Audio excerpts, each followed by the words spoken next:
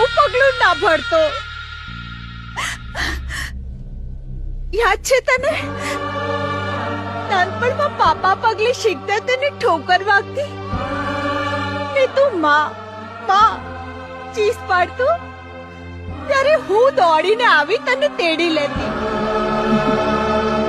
અને હવે તું મારાથી આટલે દૂર જવાની વાત કરી રહ્યો છે ત્યાં તને કદાચ ઠોકર વાગશે ને તું માં ચીસ પાડીશ તોય હું ક્યાંથી સાંભળી શકીશ દીકરા. રોકાઈ જા દીકરા, રોકાઈ જા. માં, જે ઘરમાં મારી માયાનું સ્થાન ના હોય એ ઘરમાં હું ક્યારે ના રહું. ચાલ માયા.